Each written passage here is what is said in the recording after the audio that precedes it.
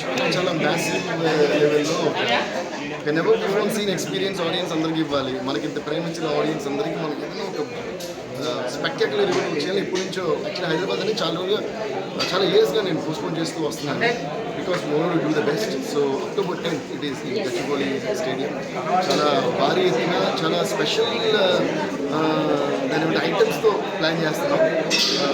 I think please be there because ఎంతో కష్టం అంటే ఆల్రెడీ 6 months బ్యాక్ నుంచి స్టార్ట్ చేసాం దానికి సంబంధించిన గ్రోత్ అంటే బాగా చేయాలి.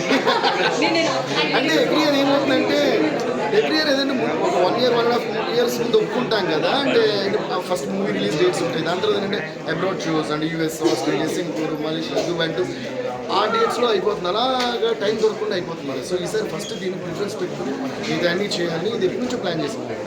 సో డేట్ అనౌన్స్ చేయడానికి we just fixing the right most date with background score work all నేను తమిళ్ చేస్తున్నాను, తెలుగు చేస్తున్నాను, హిందీ చేస్తున్నాను. సో ఆ డేట్ పట్టుకోవడమే నాకు చాలా కష్టం.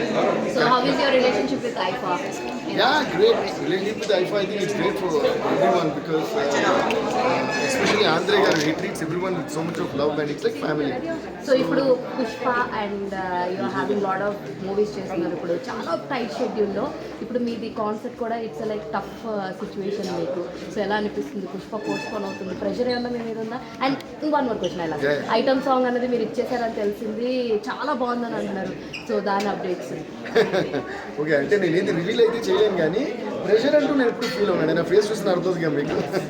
ఒకసారి నన్ను పవర్ స్టార్ పవన్ కళ్యాణ్ గారు అడిగారు, దేవి నువ్వు ఎప్పుడు చూసినా హాయిగా జాలీగా ఎగురుతూ ఉంటావే, టెన్షన్ స్ట్రెస్ నీ ఫేస్లో ఉండదేంటి అని అడిగారు. దానికి నేను రీజన్ చెప్తాను. సరే, I'm always in love with everything around me sir, అన్నింటిలో ఎంజాయ్ చేస్తుంటాను.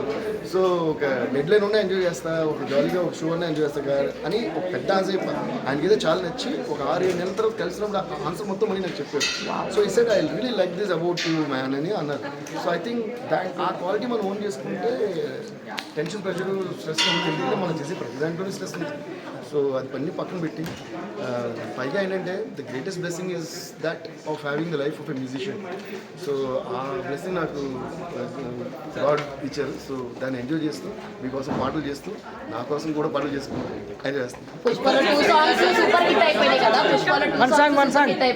ఎలా అనిపిస్తుంది? అండ్ 2 lines అబౌట్ సొసైటీ ఇప్పుడు అక్కడ పాడారు కాబట్టి ఇక్కడ కూడా పాడాల్సిందే. Yeah, thank you so much. ఎందుకంటే పుష్ప 1 అంత గ్లోబల్ హిట్ అయిపోయిన తర్వాత పుష్ప 2 వచ్చినప్పుడు ఫస్ట్ ప్రెషర్ నా మీద ఉంటుంది. అంటే ఏంటమ్మో ఏం చేస్తాడు, ఏంటి ఏమన్నా ఆనందం. కానీ అలా కాకుండా పుష్ప వచ్చిన వెంటనే అందరూ అంత లవ్తో రిసీవ్ చేసుకున్నారు. దానికి ఫస్ట్ ఆఫ్ ఆల్ చాలా థ్యాంక్స్. ఆ రోజు చాలా ఎక్సైట్ అయ్యాను. నేను కానీ బన్నీ, అల్లు అర్జున్ గారు కానీ, సుకుమార్ గారు కానీ అందరూ ఫుల్ ఎక్సైట్ అయిపోయారు. రవి గారు అందరూ అబ్బాయి ఈ పాట అసలు మామూలుగా ఇంకా